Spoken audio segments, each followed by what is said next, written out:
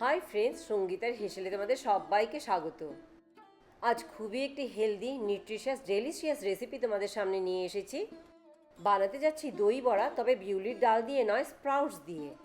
আর healthy আর nutritious এই জন্য বলবো, স্প্রাউটস দিয়ে বানাচ্ছি, তাও কিন্তু অয়েল ফ্রাইড করছি না, স্টিম করে বানাতে যাচ্ছি। এখানে আমি নিয়েছি মুগ ডালের স্প্রাউটস। জেনারেলি আমি স্প্রাউটস বাড়িতে বানিয়েই রাখি, স্যালাড বা অন্য অনেক কিছুতে ব্যবহার করি, সেটা দিয়েই আজ এই দই বড়া বানাতে যাচ্ছি। আর নিয়েছি এখানে হর্স গ্রাম, যেটাকে কুলটি কালাইও বলা হয়, সেটাও এখানে ভিজিয়ে রেখেছিলাম, স্প্রাউটস বানিয়ে নিয়েছি। যে কোনো স্প্রাউটসেরই কিন্তু নিউট্রিশিয়াস ভ্যালু কিন্তু অনেক হাই, তাই এটা বানিয়ে তোমরা খেয়ে দেখো, যেমনি হেলদি তেমনি ফিলার, আর তেমনি কিন্তু খেতেও কিন্তু চটপটে। তবে তোমরা যে কোনো ডালের স্প্রাউটস দিয়ে কিন্তু এটা বানাতে পারবে। এবার দুটো স্প্রাউটসই গ্রাইন্ডার জারে দিয়ে দিচ্ছি, সাথে দিচ্ছি দুটো কাঁচা লঙ্কা আর 1 ইঞ্চ সাইজের আদা। আদা আর কাঁচা লঙ্কা দিয়ে স্প্রাউটসটি বেটে নিলে কিন্তু বড়াগুলো যখন খাবার সময় একটু ঝাল ঝাল, আর জিঞ্জারের কিন্তু আদা কিন্তু সুন্দর ফ্রেগনেন্স নিয়ে আসবে। জল ছাড়াই বাটতে চেষ্টা করো, তবে একদমই যদি না হয় 2 থেকে 3 টেবিল চামচ জল অ্যাড করে এই মিক্সারটি বানিয়ে নিও। কারণ খুব একটা রানি হলে কিন্তু বড়াগুলো বানাতে পারবে না, তাই এরকম টাইট কনসিস্টেন্সি কিন্তু আমাদের চাই। খুব সুন্দর মিহি করে কিন্তু বাটা হয়ে গেছে। এবারেতে দিচ্ছি স্বাদ অনুযায়ী লবণ, আর দিচ্ছি 1/2 চা চামচের বেকিং পাউডার। সব দিয়ে ভালো করে একটি বিটারের সাহায্যে আমাদেরকে বিট করে নিতে হবে, ভালো করে মিশিয়ে নিতে হবে। ভালো করে বিট করে নিলে কিন্তু বড়াগুলো বেশ ফ্লাফি আর সফট হবে, সেটা তোমাদেরকে পরে আমি দেখিয়ে দেবো স্টিম করবার পর। স্টিম করবার জন্য আমি এখানে একটি স্টিমার নিয়ে নিয়েছি, এটাকে প্রথমে আমি একটু গ্রিস করে নেব। সামান্য তেল দিয়ে গ্রিস করে নিচ্ছি, এতে বড়াগুলো পরে তুলতে কিন্তু খুব সুবিধা হবে, স্টিমার থেকে আটকে যাবে না। তোমরা আমার ভিডিওটি ফেসবুক পেজ থেকে দেখে থাকলে ফেসবুক পেজটি লাইক করে আমার ইউটিউব চ্যানেলটি সাবস্ক্রাইব করে দেবার অনুরোধ রইল। এবার তোমরা যত বড় দই বড়া চাও সেই আন্দাজেই দেবে। আমি এখানে 1 টেবিল চামচ ব্যবহার করছি। 1 টেবিল চামচ ব্যাটার নিয়ে স্টিমারে দিয়ে দিচ্ছি একে একে। আরও বড় বানাতে চাইলে বড় চামচ নিয়ে নিও, ছোট বানাতে চাইলে এর থেকে ছোট চামচ নিয়ে নিও তোমরা। চটপটে খাবার খেতে কিন্তু আমরা সবাই ভালোবাসি, আর খাবারটা যদি হেলদি আর নিউট্রিশিয়াস হয় তবে কিন্তু গিল্ট ফ্রি ছাড়াই খাওয়া যায়।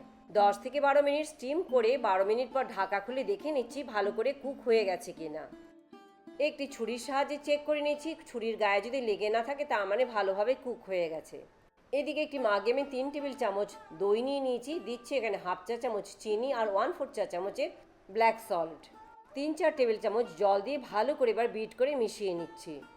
এদিকে বড়াগুলো ঠান্ডা হয়ে গেছে এতক্ষণে, এবার স্টিমার থেকে তুলে নিচ্ছি। সুন্দরভাবে কিন্তু উঠে আসছে, আটকে নেই, ভেঙে যাচ্ছে না। এবার তুলে নিয়ে দেখে দিচ্ছি কতটা সফট হয়েছে বড়াগুলো। এই বড়াগুলো কিন্তু আমাদেরকে আর জলে ভিজাতে হবে না, স্ট্রেট কিন্তু আমরা দইয়ের মিক্সচারে অ্যাড করে দেব। এখানে একটি বড়া তোমাদের কেটে দেখাচ্ছি কতটাই নরম হয়েছে। দেখতেই পারছো খুব একটা শক্ত নয়, কিন্তু বেশ তুলতুলে নরম হয়েছে কিন্তু বড়াগুলো। এবার যে পাত্রে সার্ভ করে সেই পাত্রে আমি দইয়ের মিক্সচারটি ঢেলে দিচ্ছি এবার। আর স্টিমারে যে স্প্রাউটসের বড়াগুলো স্টিম করেছি সেগুলো এবার একে একে এই দইয়ের মিশ্রণে কিন্তু দিয়ে দেব। স্প্রাউটস যে শুধু আমাদের এমনিই খেতে হবে স্যালাডের সাথে এমন কিছু নয়, এই স্প্রাউটস দিয়ে কিন্তু আমরা অনেক কিছু বানাতে পারি। আমার চ্যানেলে আরও অনেক স্প্রাউটসের রেসিপি আছে, তোমরা দেখে নিও। এবার এতে সামান্য কাশ্মীরি লাল লঙ্কার গুঁড়ো একটু ছড়িয়ে দিচ্ছি, স্প্রিঙ্কেল করে দিচ্ছি, আর দেব ভেজে রাখা জিরের গুঁড়ো। শুকনো খোলায় গোটা জিরে একটুখানি ভেজে নিয়ে তারপর গ্রাইন্ডারে গ্রাইন্ড করে সেই পাউডারটি কিন্তু এখানে আমি ব্যবহার করেছি। বড়াগুলো এবার একটু উল্টে দিই অপর পিঠে দইয়ে, যাতে ভালোভাবে ভিজে যায়। তবে বিউলির ডালে দই বড়ায় যেমন একদম ভেতরে পর্যন্ত দই ঢুকে সফট হয়ে যায়, সেটা কিন্তু এই স্প্রাউটসের দই বড়াতে কিন্তু তোমরা আশা করো না, সেরকম হয় না টেক্সচারটি। তার জন্য ভেবো না একদম আবার যে খেতে স্বাদ নয়, খেতে কিন্তু খুবই সুস্বাদু। জাস্ট বানিয়ে খেয়ে দেখো, তবেই বুঝতে পারবে। এবার আমি উপর থেকে একটু গ্রিন চাটনি, একটু তেঁতুলের চাটনি, ট্যামারিন চাটনি, আর দিচ্ছি কিছুটা আনারদানা। খাবার দেখতে যত সুন্দর হয় ততই কিন্তু সেটা খেতে ইচ্ছে করে, তাই একটু সাজিয়ে গুজিয়ে দিলে দেখতে ভালো লাগে, খেতেও ভালো লাগে, খেতেও ইচ্ছে করে।